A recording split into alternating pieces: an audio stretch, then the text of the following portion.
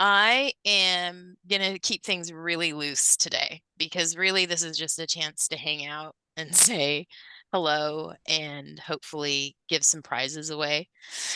Um, but I wanted to, because this is going to be watched by people after the fact. There was just a couple little admin things or announcements that I wanted you guys to know. I think all of you who are here already know the new app, My Fave Reads, that I have put or signed Guardian Alpha, and Guardian Alpha is your Alpha Aiden slash Reluctant Alpha Daddy story that we took a look at earlier. I know, took a look at earlier this year. That's finally going ahead, and I've had a lot of questions about whether this is another false start. You know, is this an iffy thing? This is not iffy.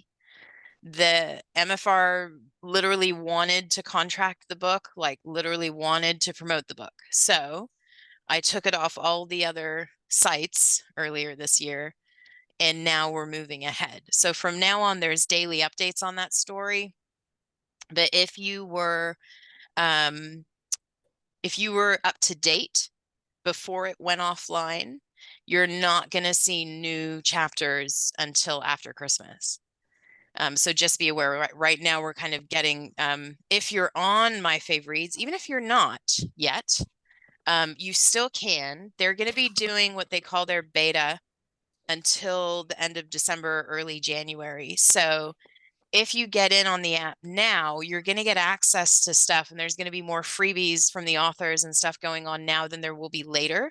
Because right now it's about getting people to interact as much as they can to find out if there's any problems anywhere.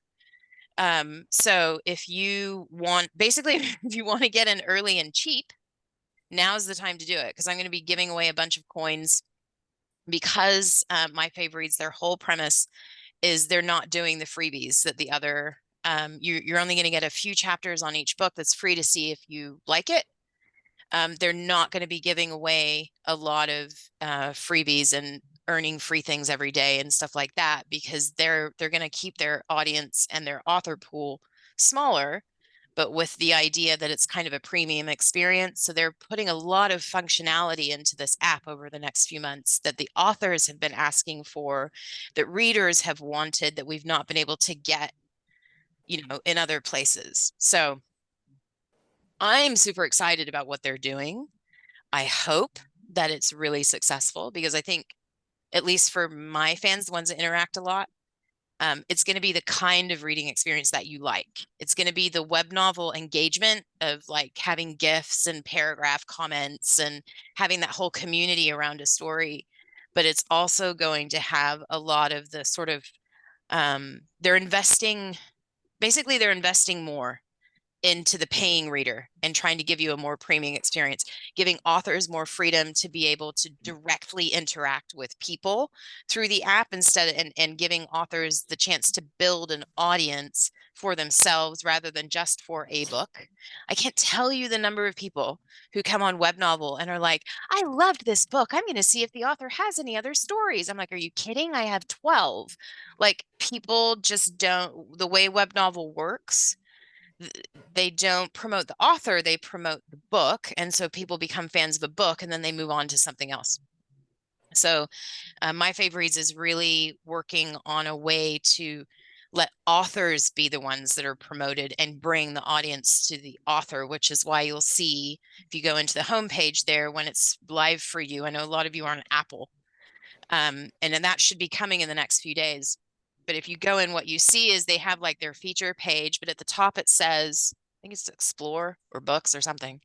And then next to it, it says Authors. And if you hit the author, then it actually features authors the way it does books. And it gives you sort of categories of authors and stuff.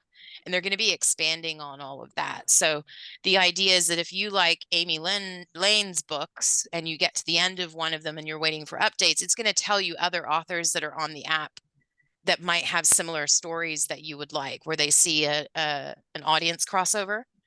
And I think that's fantastic. Like, that's a really good way for readers to find authors who then have multiple works, instead of trying to sort of scroll through all these features and find something. I think it's going to be a lot more effective. but it's giving us ways to like give awards to readers and have this whole community thing that goes on the app itself, and allows us to connect to social media and all the sort of thing that the other apps won't do. So very excited about that. And if you are an Alpha Aiden fan, that's the only place he's going to be. So it's not because I was like, ooh, let's put him somewhere no one else can touch him. It wasn't that. They were literally the only app that was like, we want this book, we want to promote it, we think it can be successful. So they got him. So if you want to read him, that's where he's going to be. And I am also our 12 days of giveaways. The last one is tomorrow. I can't believe how fast that's gone. But the day after, if you're in the Facebook group, keep an eye out on the 13th, because that's when I'm going to start some giveaways or entries for giveaways for free coins on MFR. So even if you don't have right now, because it's a very expensive time of year. So I'm actually kind of glad that the beta is happening this month, because we're going to be able to give a lot of freebies and stuff for the next few weeks. And that's going to let people get set up and be able to be engaged and see if they want to be there before they have to spend any money.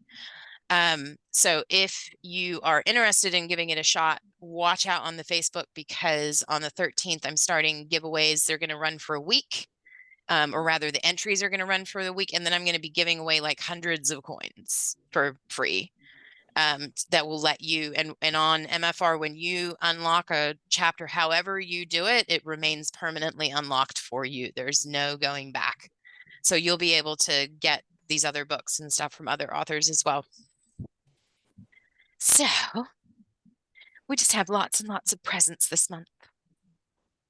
I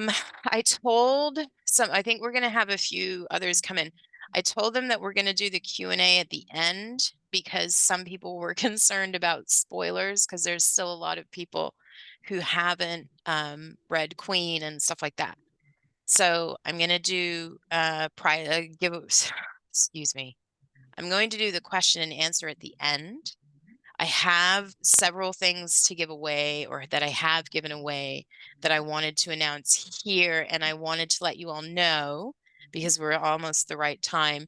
The number 10 giveaway that happened yesterday and was entered through until this morning, that was one. So that was the Anima Royal Fan Pack. So that was a large Aaron and Reth notebook, a hardback journal of Reth, all 3 love letters from all 3 heroes, and the Anima map and guide. That was won by Nyx, or Nikki, depending which platform you're on, but she was entering on Nikki Guerrero, and I'm not 100% I got that right. That's going to be announced in Facebook in a couple of hours, but we have a whole new pack running now. So if you're here, or if you're watching this and you haven't yet, jump into the Facebook group, because yesterday, today, and tomorrow are the big like prize packs. So that's where you're going to get the fun stuff. And I've also had some questions about the profile frames. So one of the prizes that you're getting in these prize packs is that I can apply the web novel profile frames to your profile image, or the image of your choice. And there's been some question about people thinking that I was assigning it to them in the web novel app, or not sure how to use it. What it is Web Novel were generous enough to give me the actual design images of those frames that they used in the big event that they did for Warrior Beast back at the end of October, early November.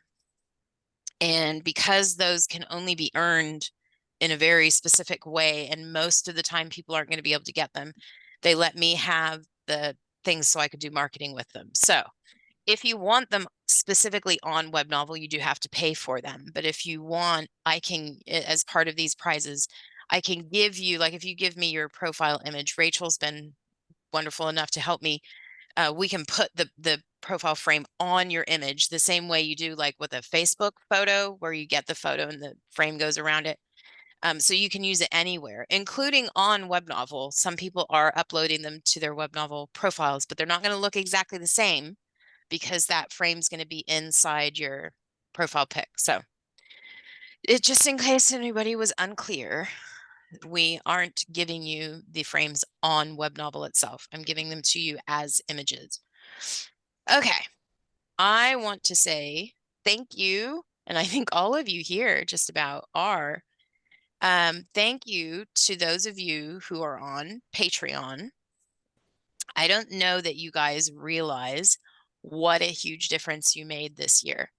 So you'll remember probably back in, I think it was August or July, I was having meltdowns online because things were stressful, books weren't earning. I didn't know what the next book was going to be. And it was the first time that I was sort of like, normally I've already planned which book and I've already got contracts in place and everything. And everything just kind of fell apart back at the end of summer.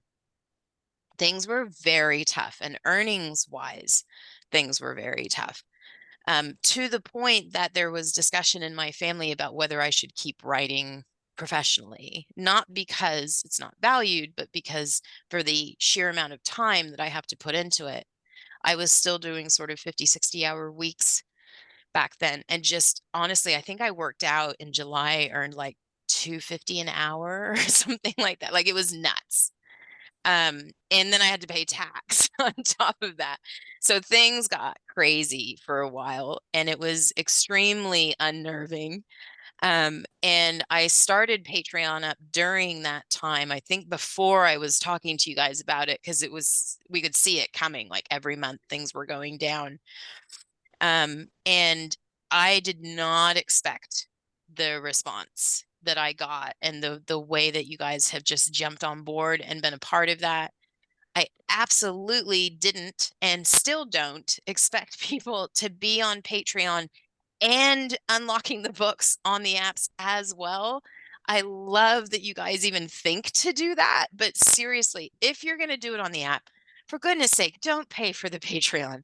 That is just, you're literally paying twice for the same content. So I don't want you guys, like, please, please, no. Just, my husband is like super good with money. And we're sitting there going, they shouldn't be doing it. Like it's like fingernails on a chalkboard. It's a waste of cash. Um, anyway, I just want you to know Patreon made a massive difference for me this year. It's not that it's this huge amount of money, but it is a reliable chunk of cash every month. And it is 90% mine. Like that just doesn't happen anywhere else in terms of earnings. So and I was stunned. I was stunned that the top anima tier like filled up right away. I did not expect that. I thought we'd grow into that maybe over a few months. So that whole scenario has been a huge blessing for me. The whole issue with the merchandise has been a massive headache. And ironically, Patreon are the ones that screwed up, and they are dragging their feet to fix it because not because it would be so complicated for them, but just there's a lot involved when you've got tiers and it's you earn it over time. And so you're going to turn around and now do merch, getting the system to recognize who got it and should have gotten it when and all of that. It's all very complicated. So what I've done, because I did not want you were supposed to get merch in September and December, and that hasn't happened. So I want you to know we are still working on that. But what I've done is everybody who's in my Patreon top tier that was supposed to get merchandise and didn't, you're all, and it should be winging its way to you as we speak. You're all getting a unique Tarkin notebook. He's slightly different to the ones that I've been sort of giving away, and it's one that's I'm only giving to the patrons. And if I don't get a commitment from Patreon this month to sort this out, because they've committed to sorting it out, but what they're wanting is for me to still pay for it. And I'm like, me to still pay for it. And I end up paying 5 times in a year instead of 4 because we're going back, but then we're starting again at the same, like, it's just very complicated. So, I am, if I don't sort this out with them before the end of December, what I'm going to do is I'm going to say Ixnay on the Patreon merch, and I'm going to provide merch for you directly. So you will get a choice if that's the decision that we make. because it wouldn't be the same merch that Patreon can offer. You'll have a choice either to have a refund of your subscription, or to like, anyway, we'll work it out. I just want you to know it hasn't been forgotten. I've not been great about sort of weekly updates on this, but we're still working on it. And actually, I happen to think that the notebook you're getting is better than the thing that was about to come anyway, but that could be just me. So we'll see. But you should all get that this week, in theory. It will come directly to your home. And you'll get something else next month, either from Patreon or from me, depending how that whole scenario plays out. Okay. Did anybody have anything any questions about my announcements? That went a lot longer than I intended for it to. I got a question. Yeah. So I'm not a top tier on Patreon, but I'm paying for some certain things. I don't really know how to get to the chapters. Like, how do I get to chapters that are, In advance. yeah, that are posted on there? Okay. So the downside really to Patreon is that it's not specifically designed for reading. When you're on the fans, I think you're on the fans tier, and you have all of the chapters, I think plus one or two, that the top privilege on Web Novel get. So what you Okay. need to do when you go into the app, it'll look like at the top, like those posts are closed to you. That's because there's tiers above you that get content even more in advance. So all you need to do, you can either hit one of the like the tags, they've got a bunch of tags. One of them is Warrior Beast, for example. If you hit the Warrior Beast tag, it will filter all the other content out, and it will just show you Warrior Beast. And all you got to do is scroll down, because those top posts are for the tiers above you, but below them are the stuff that's open for you. And every day I go in and open a new chapter for you, or more chapters if we're doing doubles or mass releases or whatever. So I know it's a little bit confusing when you first look at it, because you're like, well, these are all closed. All you need to do is scroll down. And the easiest way, because there's multiple Okay. books, is to choose one of the tags that relates to the book that you're reading. And then, so if you also got all the access to the Virgin Hunter / Big Rig book as well. And that's the same for everybody. So if you hit that tag, everything that's there should be open to you. Does that make sense? Do you know where I'm talking Yeah. about on the app? Okay, cool. If you have any more problems, message me on the app itself, because then I can sort of like show you screenshots and stuff of where you want to look, because it can be a little bit complicated. Okay, I have some prizes. I want to give away some prizes. I realized after a couple different people posted in the Facebook group that I hadn't actually shown you guys a lot of this fun stuff that we're giving away right now. The letters and so forth. Like, I hadn't shown you how that all actually looks and what comes out. So for those of you who haven't seen yet, there is some extras that I wrote and did some little gifty fun things. The first one, if you were in Web Novel end of October, beginning of November, and they did a big event for my whole Anima series. And one of the things they had me do was a map, like a for real map of Anima. Can I just tell you how much fun this was to do? Like, I've always wanted, I don't know if you can see that, always wanted to have a story that had a world. So this has been a ton of fun. Anyway, what I'm giving away, there's some of these which are map cards. I also have a couple of the notebooks that are the world. And if you receive one of these in your prize, you'll also get the map legend, which is, it actually, you won't be able to read it because it's backwards, but it looks like it's on old paper. And when you get the big one, I cut it in half. But basically what you're getting is the map that has all the different locations on it, and it's for all three books. So just be forewarned. The reason some of these are different colors, the dark ones are the locations that were introduced in King of Beasts, the orange ones were introduced in Queen, and then the light blue are introduced in Warrior Beast. All of those locations are explained. I tried not to put in massive spoilers on the map legend, especially for the Warrior Beast ones, because we hadn't actually hit some of those yet. But just so you know, if you win a map, you also get the legend, and it explains location by location where that location is, who uses it, and why. And personally, I think it's super fun. But I realized I hadn't really shown you guys. So the other thing that I've got, and I'm going to give away some of these this afternoon, is I have letters from all our heroes. Specifically, today I'm giving away sets of the three. So that's Reth, Tarkin, and Zev. And what I've done, just because it was fun for me, each hero, like, so I'm not going to let you read it, but each hero has his own paper and his own handwriting, which may or may not be fonts that I downloaded. But so and it's both sides, and it's 2 pages. These are love letters from the heroes to their heroines. And then it comes if you get multiple. So if you got like a hero card and his letter, it just comes folded up in the hero card. But if you get a set like this, which we're giving away today, each of the letters comes in a little fancy envelope that looks like it's antique, and it has a real wax seal on it. And I have to tell you, this was so much fun to do, but takes so much longer than I thought it would, like so much longer.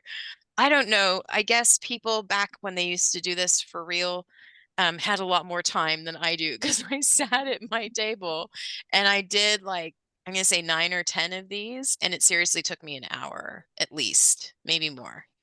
Thank you very, very much, Rachel. By the way, Rachel made a tutorial for me to teach me how to do the stamps, because they're not as easy as they look. And as you can see, most of mine have these big bubbles on the side, but it's this fun shimmery. I just love it so much. I am such a sucker for stuff like that.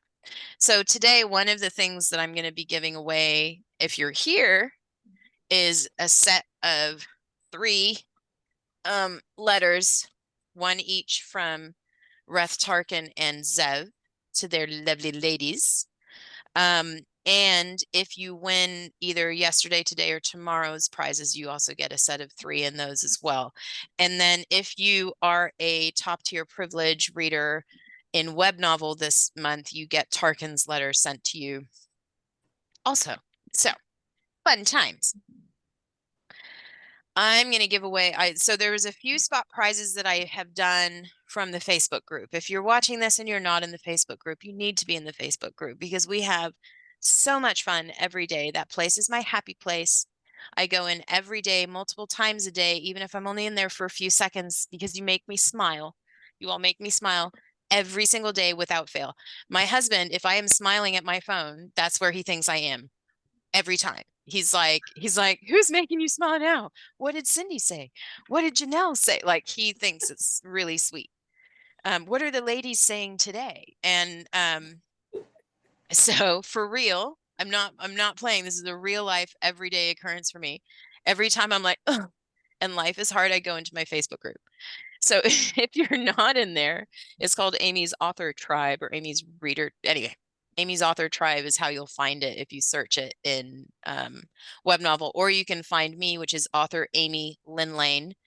And there's links on my profile to the Facebook group. So because y'all have been such a joy to me this year, I've done a few awards for a few select readers who have proven their loyalty and or ability to make me laugh. But then I've also got some prizes to just give away. So first off, and I think most of you are here, which is kind of fun. Tessa, you get the award for renting far too much space in my head this year. Tessa, for those of you who don't know, is nicknamed Mini Me because it's actually frightening to me how much she is like me 20 years ago. It's just eerie how similar we are in the ways that we think and the things that we find funny and the things that we like to do, except for, as you can see, our appearances. I may be prone to lack of makeup and or caring, whereas Tessa is far more coiffed than me. That is our predominant difference, and it's the way the Lord made us different so people could tell us apart. That's my conviction anyway. Anyway, so you get the taking up too much space in my head. You get a little Rig and Beans notebook, which is little Mr. Rig holding his little tabby cat. I'm so excited. I thought you'd like that. Rachel, I have to be really careful how I phrase this. Rachel gets the Too Many Pickles to Count award because every single day on multiple platforms, Rachel sends me pickle memes, pickle jokes, and or pickle images, which continue to make me laugh every single day. And Rachel, you get to be a little bit experimental. I have a new, I want to do a new ref notebook. So you're getting one that nobody's got yet. And I'm hoping that it looks good because this is my tester, right? So when you get it, you have to tell me if the image like came out right, because I think there's like 2 of them in existence. So, and Kenai as well. You can have Kenai check the colors with his painter's skills. Anyway, she's not here today, but Laura Lever gets the taking serious injury in the line of reading award. I don't know if you guys know, but last week, Laura, who lives in Australia, had been reading Rig and also Tarkin, and she's very invested in both stories. And she had gone on vacation for several days and where they were completely offline. So she couldn't like even download before she went, right? Because she's up to date on the stories. She came into the spoiler chat with us a few days ago and said, you guys won't believe it, but what had happened was she'd gotten back home. It was dinner time, and she decided to skip dinner because she wanted to catch up on her reading. So she picked up her phone. She said well, I'm going to say danced. I may be exaggerating slightly, but however, she made her way to the couch to recline. And on her way to reclining, popped her ACL on her knee and now has to have surgery. And she goes, how's that commitment? She literally popped her ACL sitting down. So we still don't know exactly how that happened. And it's really terrible because, and I shouldn't laugh because it's really bad. But I'm like, man, that's a heart for reading right there when you get injured on your way. So not only does she have to have surgery, she had several days where she couldn't read because she was in so much pain. They put her on all these pain medications, and every time she'd sit down, she'd fall asleep. So now she's got even more chapters to catch up on. But I thought that, that deserves a round of applause. Like that sounds like something I would do. And I've been praying ever since that doesn't happen to me also, because I'm getting to the kind of old where you hurt yourself in your sleep and you don't know how. Like it's that bad. Caroline, thank you for being here today. You get I love being here. Of course I'd be here. You get the So Thirsty You Make Me Feel Good About Myself award. And you are receiving or have received the Rig Journal, which, I thought I brought it in, but I actually didn't, which was dumb. Oh, sorry. I did have, anyway, it's this image, but it's like that. It's like him being mysterious and dark on a hardback journal. I know. My heart. He's a little bit my heart too. I love him. Yes. And that's just because you express so many things that my filters tell me I would be irresponsible to say. And I appreciate that. You're my voice to the world that I am not allowed to have because I have to be professional about it. So thank you. Professionalism, smessionalism, I know. whatever. Right? Janelle, you win the most supportive husband in the room award. Yay! Thank you. I don't know if you would be willing. You're getting the Free Zev notebook, the Woo! hashtag Free Zev. Yes. I don't know if you would be willing to share with my viewers how that, because so you all know, I did not come up with Free Zev. Hashtag Free Zev was actually, in fact, Janelle, are you willing to tell the story? Yeah, totally. That's fine. I was like I do. I talked to him about your books, and because I'm so excited about the stories, and he nicely sits down and listens to me every night. And when I tell him an update of what happened in the chapter, except for the steamy ones, I don't do that. Like, no update today. Yeah. But I was telling him how Zev was in the prison tree, and it was night after night that he was in the prison tree. And so then I was like, oh well, Zev's still in the prison tree, and he stands up and he's like, this is ridiculous.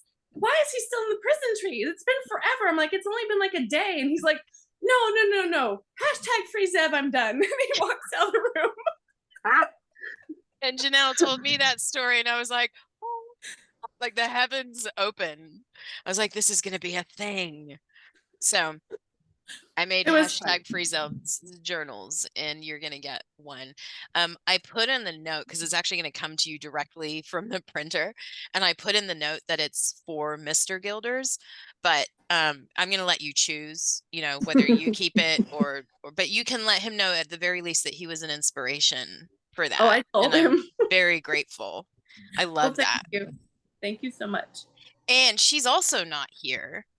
But I'm going to award Britta, who's in the Facebook group, an award for unmatched maturity and self-control in the RIG discussion group, because that one's gotten out of hand a few times. In fact, we ended up with the whole original vegan hunter discussion got shut down by Facebook.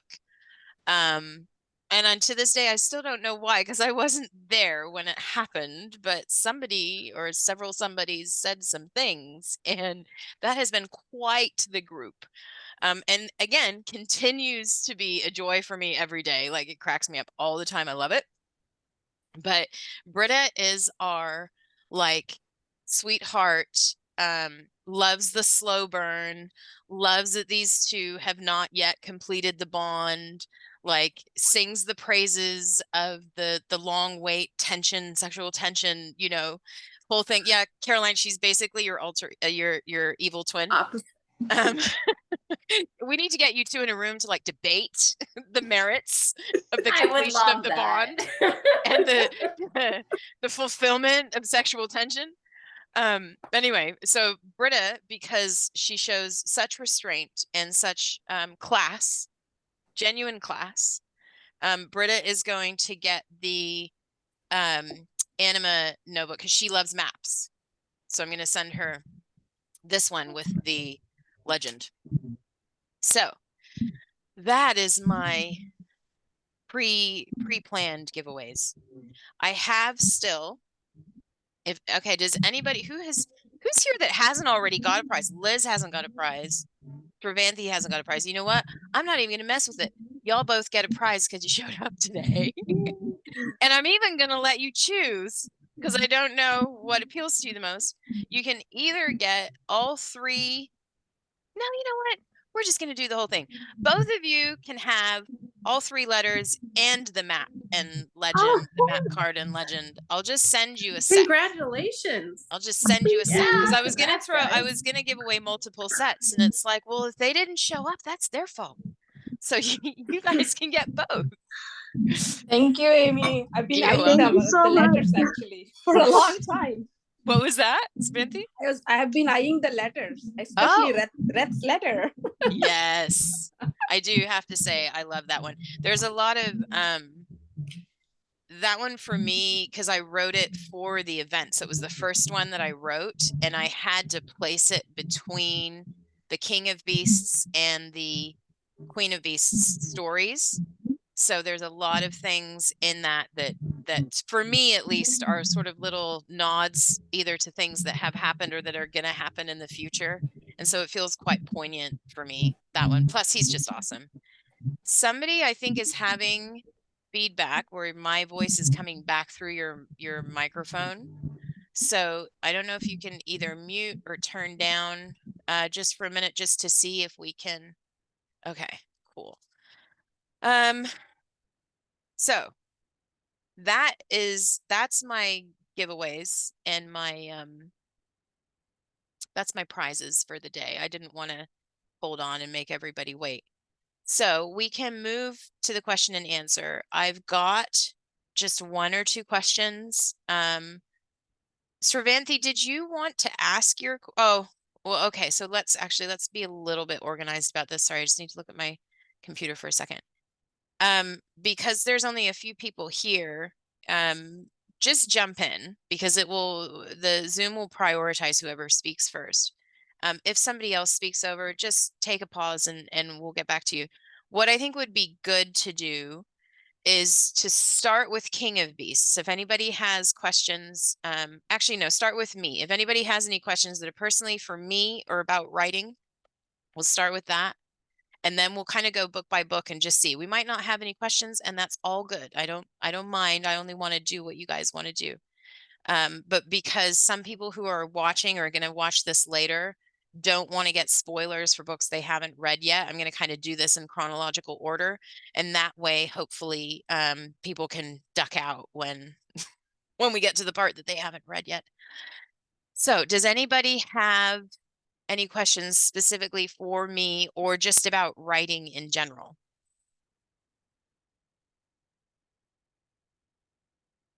Okay. I'm going to assume that we're not, and everybody's kind of muted right now. So if you want to speak and I don't respond, maybe either unmute or ask to unmute. I'm not sure what the system is doing with that. So, okay. Does anybody have any questions about King of Beasts?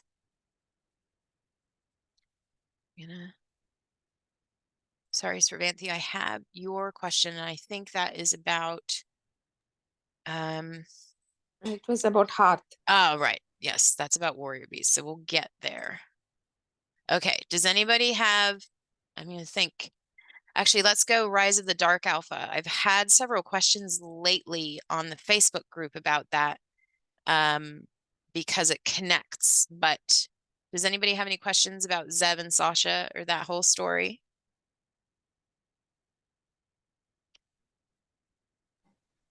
I think I might have one. Was it 3 months that they were gone hiding from the team trying to track them down when they were waiting to get their son? It was, yeah, I think it was about 10 weeks. Okay. So I think it was a little under 3 months. Okay. And that's come up a few different times. There was two aspects to that that people, I'm not sure if I didn't communicate it well or people have just forgotten because it's been a while since we were in that story, but just a couple things that's reminded me that I needed to clarify. People have brought up the creatures. If you haven't, don't worry, this is not a spoiler. If you haven't read that story, there's two different kinds of chimera. There's the chimera that Zev is, which is a human who can shapeshift into a creature, an animal, and they are made by other humans. They were genetically engineered. The creatures are also chimera in that they were made by the same scientists, but the difference is that they are, so the idea is that these scientists that did all of these experiments and all this research, they have a lot of flaws, right? So they have a lot of trial and error in that process. And sometimes, even as they've practiced and sort of refined the process, sometimes it just doesn't work the way they want it to, and they never really know why. And especially when they are doing experiments with new and different kinds of animals and how to blend that DNA with human DNA. So the creatures are still chimera, but they are chimera who don't shapeshift. Their appearance is a blend. It's a blend of a human and an animal or multiple animals in some cases. So they always look the same. They never shapeshift. They function in that one body all the time, but they are still chimera. But the way that it's explained is that a creature is like, or the way that I've sort of worked it out in my head, because of whatever it is that didn't quite work in terms of what the humans were trying to achieve with those creatures are not able to reproduce, and they're always different. So there's only ever one of a kind, right? So when you run into a creature in Thana, that's the only one that exists, because it was basically an experiment that went wrong for one reason or another. Either they didn't know what they were doing, or the DNA didn't work, or whatever. So they are part of the Chimeran world, but they live very separately to the shapeshifters, because they have to live very differently, and some of them are a little bit more restricted in how they have to live too. Those creatures are always male. So it's not that they can't reproduce, or I mean, we don't know because they've never had the opportunity. They're just always male. So there's no females for them to try to have offspring with. So there was some confusion about that as well. And people who are now going back to Rise of the Dark Alpha, and that question's been coming up. So when we talk about creatures, whenever we're in the context of Zev and Sasha, and we talk about creatures, that's the specific word that they use, those chimera use, to identify that whole percentage of their population who don't shapeshift and who look different. Okay. Was there any questions about Queen of Beasts? Oh, my question wasn't really fully fleshed out. Oh, sorry. It's okay. I was just clarifying how long that they were in hiding for, because my question is, did the chimera that escaped to Anima were they there that whole 3 months, or were they was it just like time, since it was time travel, did Zev and Sasha show up shortly after everyone showed up, or did they experience the 3 month separation the same as Zev and Sasha did? So there was roughly a little bit under 3 months separation. If you go back into the end of Rise of the Dark Alpha, part of the use of the gateways and that whole process where they have to focus and they discover that there's a time cross and all of that, they can only go backwards in time. They can't go forwards. But on top of that, I tried to emphasize, whenever the characters were talking about the use of the gateways, that how you focus your mind and what you're asking for has a great deal of influence over where you get taken, right? Because the gateway is not a sentient being. It's not a person who's thinking and analyzing and going, what do they really want? It's literally like a power that is just fulfilling the need. So if you express to the gateway, I want to go X, it doesn't ask any questions. It just goes, boom, you get X. So if you go back and you read when Zev and Sasha left and got into the gateway, they were in a hurry. Things were pretty stressful. There was a lot going on. They never actually defined when they were to be taken back. And that's usually what happens, because people aren't aware of the time thing. Usually in their mind, when they're conceiving of wherever it is they want to go, they're just thinking of the time that they're in. And so that's where the gateway takes them. Okay, so there was that. Yeah. That time. So the time that they spent, and like I say, it was about 10 weeks between when everybody else left and when they went to the human world and then to Anima. That time has passed when they arrive. So that's why you get the awareness now that the chimera have been in Anima for months without being discovered, because all of that happened chronologically as you read it. Okay. There was no time jump for Zev and Sasha with that. Okay. Did you have any other questions around that stuff? No, I just wanted that clarified because it was a little confusing, just a little bit. Yeah. Well, they are gonna, some of these things, like for people who haven't read the other books, a lot of these questions wouldn't occur to them yet because they don't know all of that backstory. So some of that stuff is kind of going to get revealed as we go. Okay. But the readers who've read the old books, they're like, but wait, because they know in such detail the backstory of these characters. So that's actually been a little bit challenging for me because I hadn't thought about that. Like I hadn't thought about the difference. Like I don't get to feed you information as and when the story needs it. Like a person who's reading Warrior Beast now without having read any of the other books, they're just following the story. And as we get to where those pieces of information are important for the plot, then those things will get revealed. But everybody else who's read this stuff is like, but wait a second. And they want to keep asking me these questions. I'm like, shush, shush. They don't need to know that yet.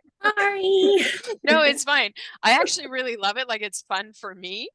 And sometimes it helps me know too, like what questions are coming up for people who haven't read, because sometimes it's a lack of clarity thing, which is good because then I know what I need to get out there.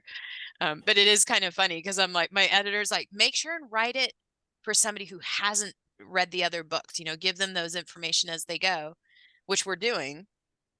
And it's funny too, reading the comments from people who haven't read the other stories, because they're just like, I really can't stand this character, or I really like how this is going. And they just don't even have a clue about why are people so upset about this, Yeah, all So- the Elrith hate has been really sad to me. Oh, it's been so hard for me. I have to admit, that has been the hardest part of this story, is everybody's jump to assume that Elrith's just being stubborn or just being like aggressive or whatever. That's been rough. I'll admit that's been a lot harder than I thought it was going to be. I thought people would, who knew her already, I expected people who didn't know her to see her as a barrier or a villainess, but I didn't expect people who knew her to go, what?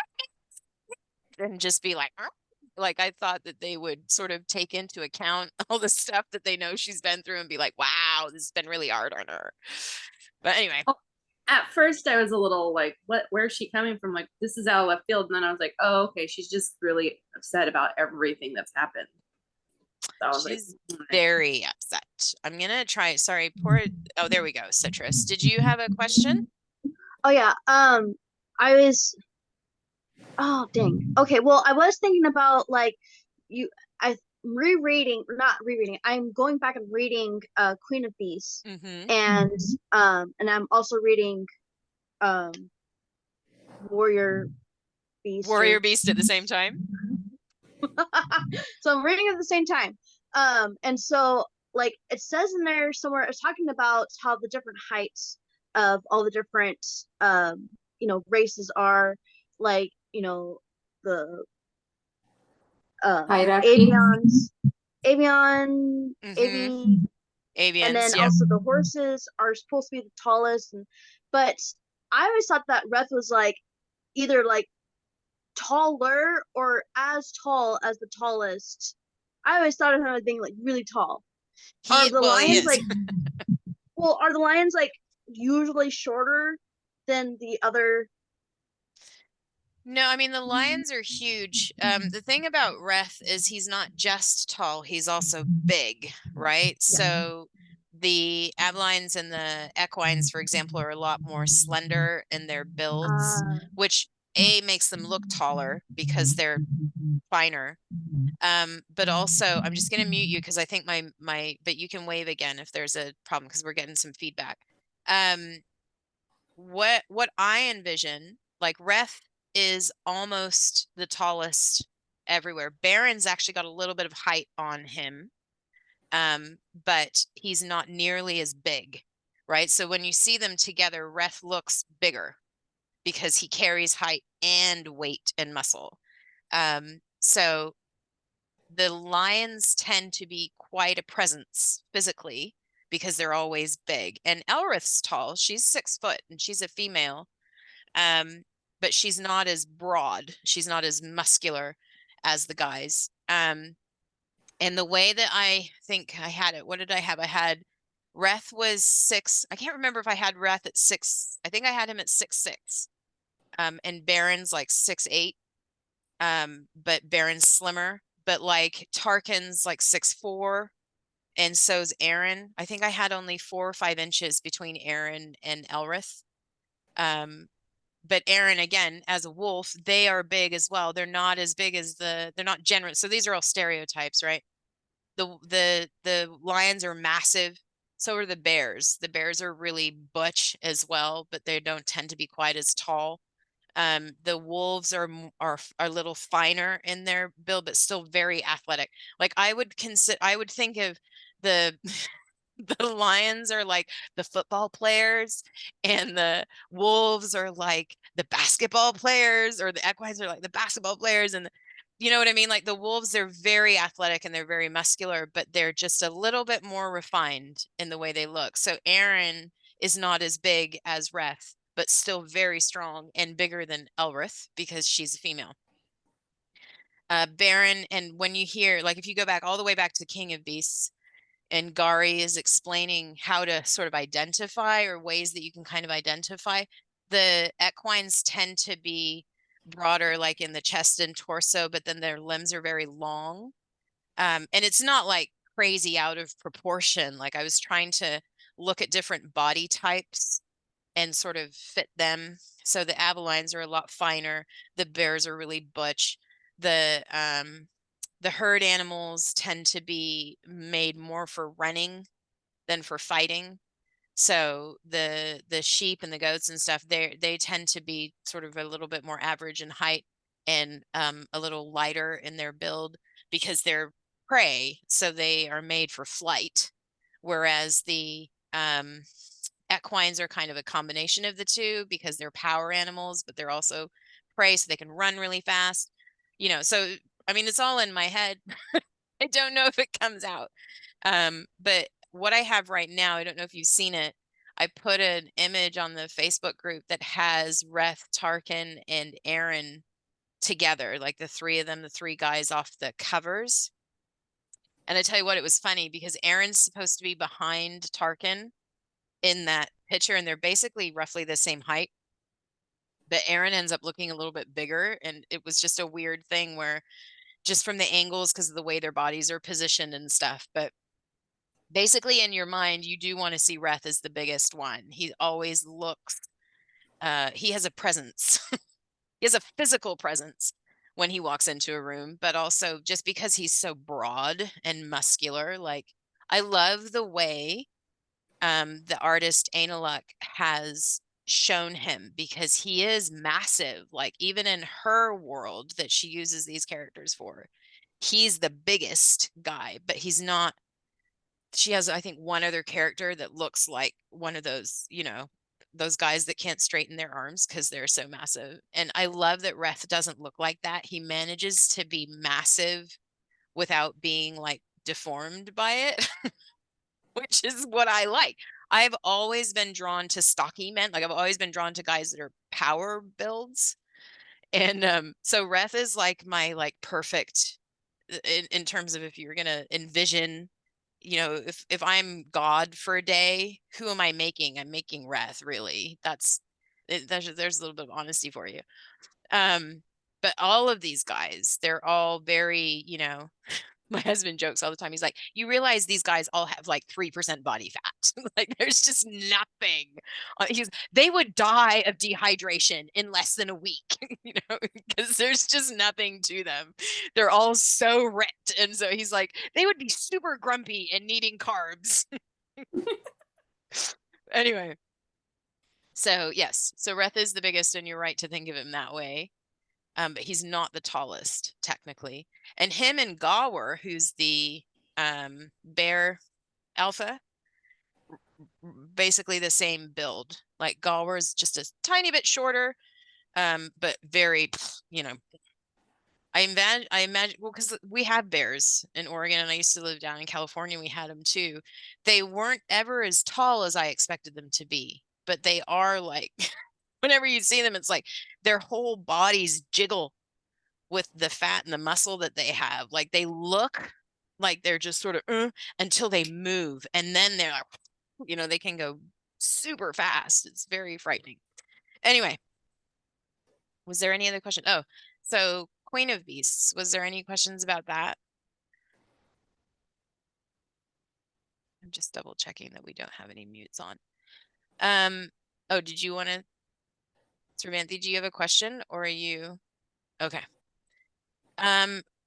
We kind of got into it a little bit on Warrior Beast already. Did anybody have any more questions about that story? I've had a couple people ask me about the publishing schedule for Warrior Beast. And what I'm doing with all of the books is I'm taking Christmas Eve and Christmas Day off. And the reason I'm not publishing on those days is because every time I publish, there's administration behind it, but also answering comments and different things. And so I wanted to take just a couple days this year where I don't feel like there's stuff going on that I have to watch. So I'm going to not publish on those 2 days. But the good news is there's a mass release event on Web Novel. And I was going to do this anyway, so it actually worked out really well for me. I'm going to do a mass release. I think it's 5 chapters, 4 or 5 chapters on the 23rd. And then we've got another double chapter on the 26th. So even though those 2 days won't have any publishing happening on them, if I'm remembering, I think the only book that's not going to have mass releases for those days is Guardian Alpha. And I am going to try and at least get maybe a double chapter done on either side so that you're not like losing chapters. I just don't know how much time I'm going to have, and I have to watch my publishing. So basically all of the books are going to have mass releases 2 days before Christmas on the 23rd if you're in the USA, the 24th if you're elsewhere. There will be a mass release, and then we'll have a couple of days off, and then we'll do a double chapter when we come back on the 26th. And there's some fun stuff happening in those chapters, including for the other books that are not anime related. Did anybody have any questions about Guardian Alpha or the Vegan Hunter? Okay, so if you're watching this on YouTube, the joke on our Facebook group, because my Facebook group got, or at least I got put in Facebook jail for a couple of days, and have had some warnings because the book was originally called The Virgin Hunter. And apparently virgin is a sensitive word for the Facebook algorithms. The book has since been changed now that it's gone non-exclusive and it's on several sites. It's now called Hunted by My Alpha. And the reason it's called that is because the other sites went, we can't advertise this on Facebook. And I went, okay, let's do something about that. So if you are reading Big Rig, #BigRig, which is Rig and Kara's story, we call it the Vegan Hunter as a joke to get around the Facebook algorithm deciding at random times to be upset about the use of the word virgin. So does anybody have any questions about the Vegan Hunter or Guardian Alpha? I do on Guardian Alpha. Run it by me. Okay, so did you switch perspectives like you did with Rig's story? Yes, and that is for the same reason. So if you weren't around for the process that we went, the same thing has happened on both books. I originally wrote Vegan Hunter in what they call third person, which means that the narrator is telling the story from the perspective of specific characters. So it refers to Rig said this, Rig did that, Kara thought this, blah, blah, blah. That's called third person, and it's one step away from being directly in the character's head, being able to sort of observe multiple characters at the same time. First person is when you are being narrated to by the character themselves. So with Vegan Hunter first, when it didn't quite run the way we thought it would, one of the attempts that I made to help the book was to switch it to first person. So now when you read Vegan Hunter / Hunted by My Alpha, you read, I thought this, I did that, I was having this experience, blah, blah, blah. When I saw the difference, because I tell you what, I got some stats back from Read'em after those changes were made, and there were significant jumps in the reader engagement in the beginning chapters after it got switched to first person. So as soon as I saw that, I thought, right, this needs to happen for Guardian Alpha as well. So I've spent the last few weeks basically at night after dinner tapping away on my computer, getting all of that old material that you read back in August, September, switched to first person. So now you're getting it narrated by Danielle and by Aiden, as if, you know, I thought this, I did that, blah, blah, blah. The other upside to that, or change, I guess, revision that was made, some of you got to see it because the switch happened on Dream, because they were the ones who originally were like, maybe we can do this. The book used to start with the scene of Aiden talking to George at the memorial service, and the whole interaction that went on there, where Aiden was then confronted by the elders. And that sort of launched the story, was from that perspective. And I have to tell you, the consistent feedback from every single platform that had anything to do with the story was that it was too sad of a beginning, and it was too not romantic enough, that they wanted the mate to be introduced faster. The editor from My Fave Reads was actually the one, because everybody would say that, but I couldn't figure out how to do it. I was like, well, that sounds great, but I've got this guy who's in grief. You know, he's not out, hey, let's get on Tinder tonight. Like, that's not his focus right now, you know? So I was chewing on that for months and could never come up with a simple answer. And it was actually the developer of My Fave Reads who reviewed this story when it was on Web Novel. So this is while they're still in development. Most authors didn't even know they were going to exist. I was lucky enough, they brought me in, I don't want to say as a consultant, but basically they said, hey, will you tell us things that you wish you had in the other apps so that we can try and put them in ours? And I had them review the story. And I'm not joking, messaged me and went, well, what you need to do is start, because what they said was, we like the story and we want to make it happen, but we can understand why it's not taking off. And the idea was start actually with Aiden having to go to the school to deal with this whole problem with George and his teacher, and then have the memorial after that, when you've already introduced the mate and you already know what's going on there. And I was like, I've had 5 different editors look at this, and you're the first one who's been like, hey, it's actually pretty simple. So I was super excited about that. And it has, because it works perfectly too. Well, I think so. I know it's not, it definitely sets a different tone for the beginning. Like, that scene between Aiden and George remains my favorite scene in the book so far, only because it is so gut-wrenching. Because to me, in that moment, Aiden is such a big brother and such a, like, I love him and his way of bringing George with him in that moment when they're both just really unhappy. But I get that that's a very Western way to start a story, and serialization, even with My Fave Reads, who are US based, and they're trying to attract the Western readers, even they are saying, hey, look, basically we need to kick off the heart first and then bring in these other sort of more gutsy emotions, so that people are already invested when they get there, so that they're not, because a lot of people, and this is true of most of my books, people don't open a romance book wanting to get sad, right? You open a romance book wanting to fall in love, but then you get invested in those other emotions, become valuable in the process.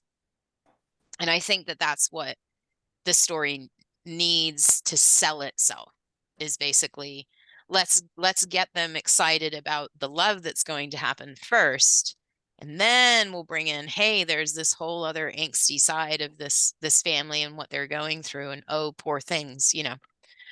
I think that original opening would have worked if it was a traditional book, I think if that was going, like if I was pitching this story to a publisher in America, I would still go with that original opening. I think it would work, but it doesn't work for serialization. It's not what people expect.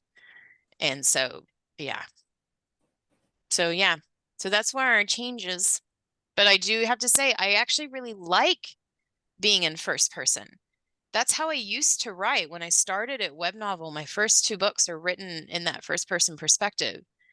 And it's because that's how traditionally in Western publishing, that's most, not all, but most of the sort of female focused books are written in first person, at least in the last few years. So that was what I had been taught to write in. And on Web Novel, that's not the way it's usually done. And in part, that's because you have a lot of second language English speakers, and third person is easier for them to keep track of who is who. And because the English language is remarkably complicated in the way that we communicate things. So third person sells better on Web Novel. So they actually asked me to switch to third person when I did Dangerous, Secretly Loved by the Dangerous CEO. That was where they said, you've got to come out of first person and go into third. On Web Novel, third works better for the international audience. But I think with these other platforms that are focused more on the Western audience, the first person works better. And their observation is that women want to resonate with the female character first. So one of the counts still against Guardian Alpha is that it opens with Aiden's perspective, but there was no way around that. For what's happening, he is the center of the story. So I just got to put him in first and then bring Danielle for the second chapter. Was there any other questions? Oh, sorry, Citrus. There we go. Okay, so I just wanted to say it's not really a question. I love Aiden and Danielle. I just think that it's such a good story, and I'm so happy that it's out in the open. I'm just like, because whenever I first read that opening chapter with the grieving and being at the funeral, well, not the funeral, but just being at the house after, it was so raw and so beautiful, and I was like so happy to see that book come out, and I didn't know where it was, and I was just like really, and I kind of forgot about it until you posted it, and I was like, oh my gosh, it's this story, and I was like so happy, like the change you made, like having like the different beginning. I was like, I loved that too, because I was just like, it just helped me, it helped, like, I don't know, it softened the blow for me of, but it was still very, very sad, and you could still know that they were grieving, and it was so, like, I don't know, it just, to me, I love his character. I love the way that he's taken on this, this father role, for his brother and his sister.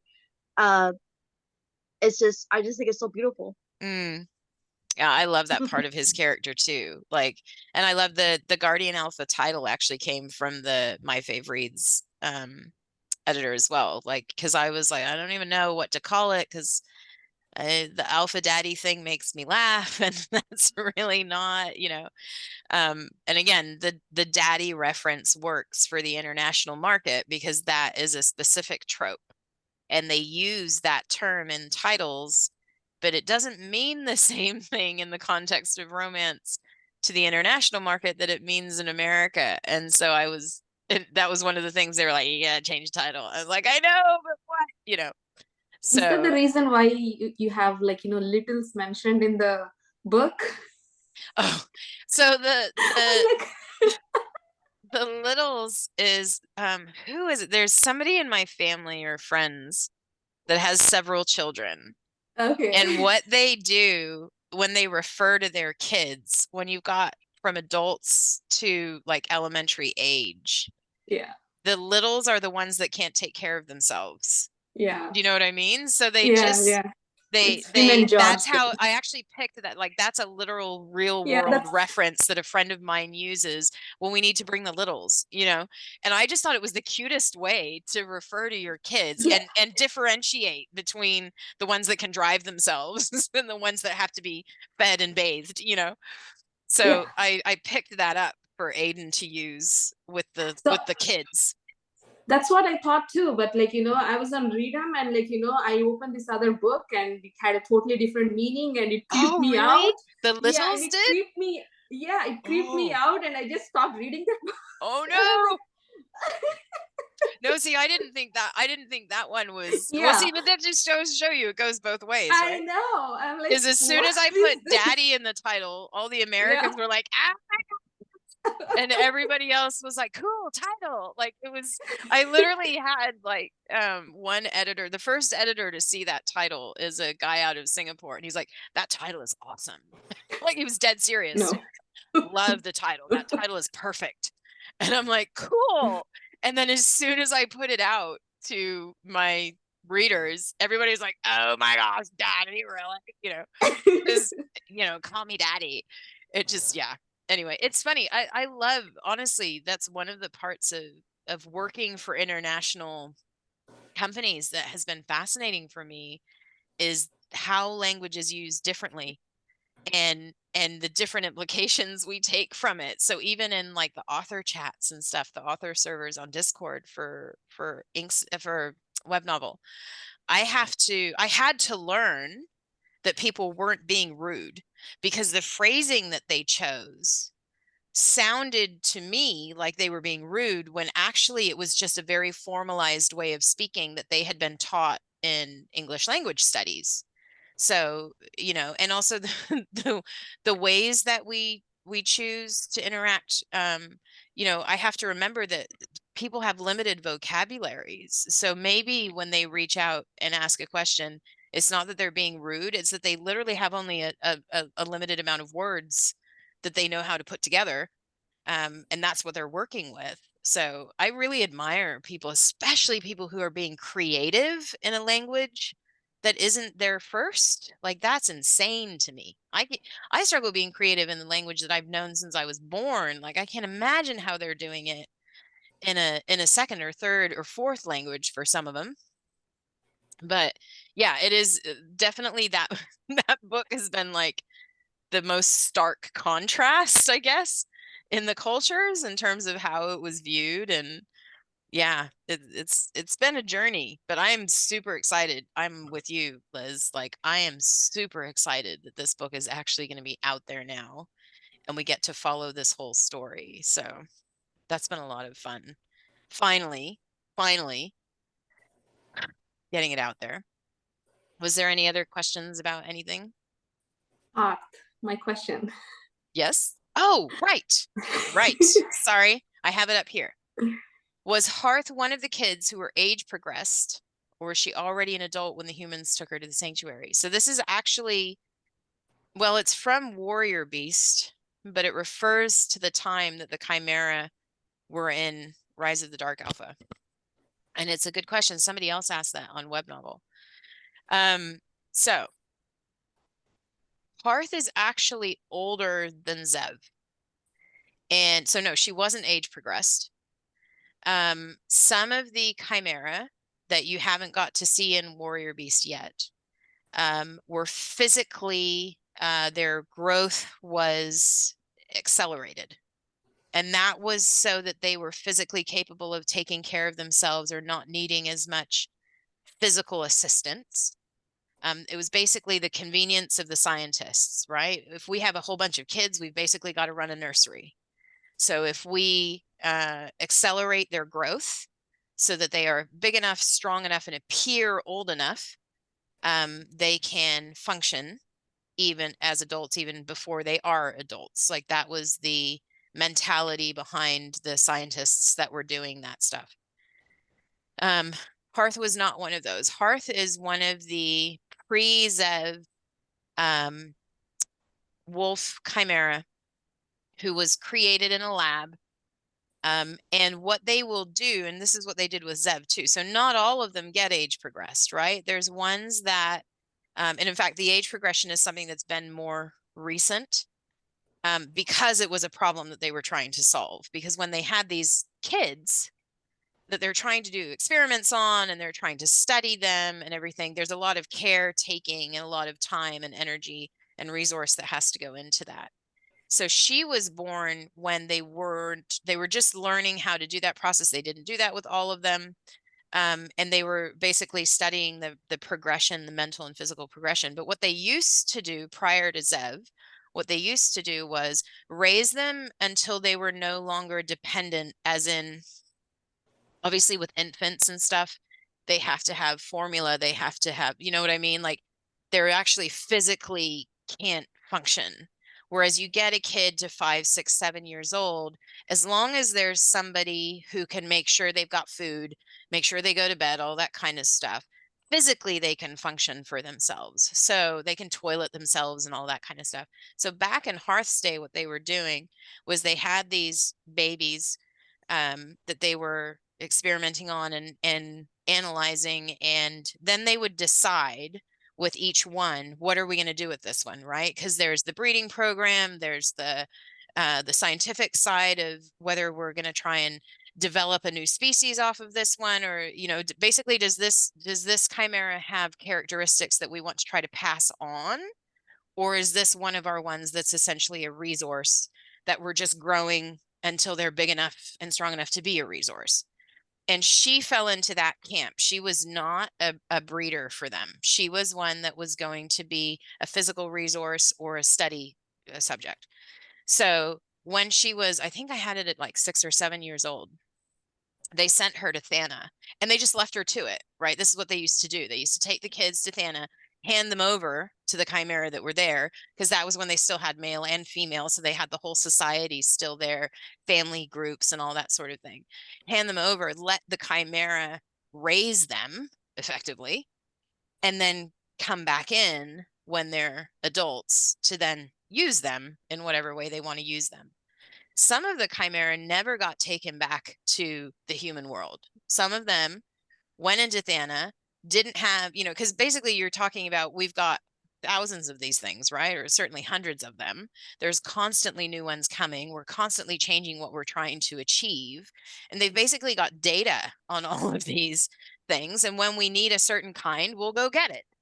Until we need a certain kind, it's being fed and watered and they can take care of themselves. So she was left to just grow up. She was raised by other wolf chimera. She was part of the pack. That was how the chimera functioned then. So it wasn't like they were like, who's this kid? Like this happened all the time. And it was just in and out, in and out. And so she got left and warned as she was growing up that they would come back for her. But it was expected that, like they did with the likes of Zev, that they would come back after she hits sexual maturity, because any chimera that they want to breed, they need to intervene somewhere between sort of 13 and 18, because the chimera traditionally, by the time they're 20, they're mated. So in their culture, as you're in your teenage years, you're watching out and trying to find your mate, or trying to find the person you're going to mate with. Like that was the way that their culture used to work. So usually by the time you were 20, you had found your mate or chosen your mate, and you guys were pairing off and trying to have offspring. So she expected, as she was raised, that they would come for her like they did like they came for Zeb. I think he was 12 or 13, because they knew that they had something with him. So he only got left until the very, earliest time that he might possibly be of use to them. But because she wasn't a breeder, they were less concerned. And so they didn't end up, quote unquote, needing her. So she got left until she was, shoot, I'm going to get this wrong now because I didn't look at my notes. I want to say, I think she was 18 or 20. It was before the females got taken from Thana. She was actually one of the ones that they came back and took before things started to change. This is pre-Zev's alphaness, pre-Zar taking over for Zev. This is before all of that. She's just a quote unquote normal chimera going through the process that the humans took them through. She got brought back into the sanctuary, I think in her late teens or 20 years old. And she was cattle. She was one of the ones that, what do we want to do with these things? What are we studying this month? You know, what's our goal? She was a test subject, effectively. She wasn't a breeder, and that saved her from a lot of the horrors that some of the others went through, because she had to deal with the scientific sort of medical side, but she didn't have to deal with the breeding arena, and also never found or bonded with a mate for that reason, right? She was never selected for that. So that has actually been her saving grace, is that she was never. Do you have to go, Janelle? I have a question about that. Because in the book, I thought when she was telling Tarkin about how Zev is like Tarkin with his heart, I thought she had observed him as Alpha before. Yes, so she's older than Zev, but they were in Thana at the same time. When Zev was in his late teens, so he came in as Alpha when he was 17, I think. 17 or 18 was when he came back Right, from when the they took human him from world. She right? was there, but she left soon after that. So she knew Zev as Alpha. Wait, but she had more contact with him in the human world, because she's there the whole time that Zev is there. So I can't remember. I'm pretty sure I did have her in Thana when Zev was Alpha, but then when he was taken out, she was already in the human world, and he was acknowledged. Like, so he's like celebrity Chimera, if you know what I mean. Like, everybody knows who he is. He's spoken of by the human beings all the time. He was their goal, like he was their golden child. So as far as his functioning, there were some parts of his life where he kind of got special privileges, some things where they did stuff with him that they didn't do with the others. Like, he was the one, the kind of chimera that he is, and the way that he functions, the fact that he can have sex without bonding and all that sort of stuff. That was what they wanted. That was what their goal was. So once they knew they had that, everything came into trying to replicate that again. So Zev was known by everybody. I am pretty sure that I have in her backstory that she was in Thana when he first became Alpha. She knew him, or rather knew who he was, when he came into the human world, and she was already there, but I will have to check. But yeah, she knows. So like all of the chimera that are in the sanctuary, even if they're not in the same group, or even if they're not being held in the same place, they all become aware of each other at different times. You know, it's like any small community. You hear about people, you see people at a distance. Sometimes they're in the same scientific experiment, so sometimes they're going to be seeing each other, and then other times they won't. Like, to me, it was kind of like the small town thing. That was what I equated it to. You know, there's people that I went to high school with that I recognize their face, but I don't know them. But I know stories about them because I know people who know them. It's that kind of feeling. So like, Zeb knew who Hearth was, but she was not somebody that he'd ever like sat down and had a one-on-one conversation with, kind of thing. Like, he would know where she'd been and roughly, but he also had a lot of knowledge that a lot of the other chimera didn't, because he worked so closely with the humans. He got given a lot of information that a lot of the others didn't, because he was in that whole training thing for the assassin and the whole bit. Like, he's a unique, it's a unique world for him. He's a leader. He gets, you know, because the humans are using him, right? So even when he's not there, one of the ways that they can motivate the chimera is, oh, your Alpha said, or, you know what I mean? Like, there's all these sort of manipulations and power plays and stuff that happen when people are gathered together that way. So yeah, it's not like I haven't sat down and timelined her life, from the sense of, I don't know every single thing that's happened to her, but I know the different phases of her life and what she was going through, where she was located, and what was going on in her life at sort of the different ages. Does that make sense? Janelle? Yeah, I thought you were talking to Cervantes. Did anybody? No, that's fine. Did anybody else have any questions? Oh, Liz had to leave. Well, I think that's our day today. Again, I don't have anything else that I wanted to cover with you guys.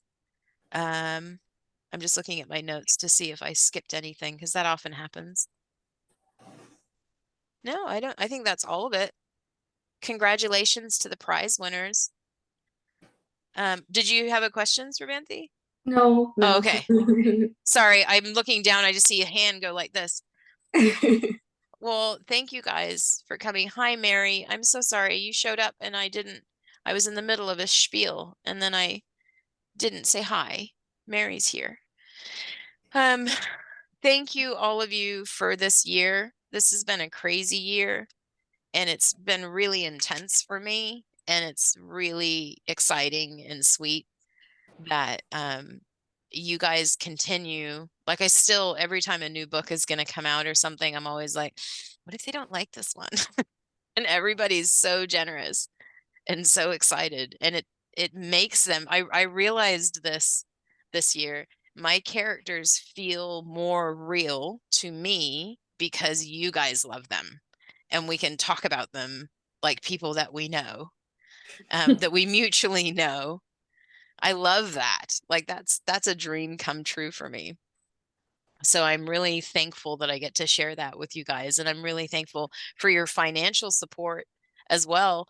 But I want to emphasize again, everybody, I know that I made a big deal about money this year because money got stressful in my life this year.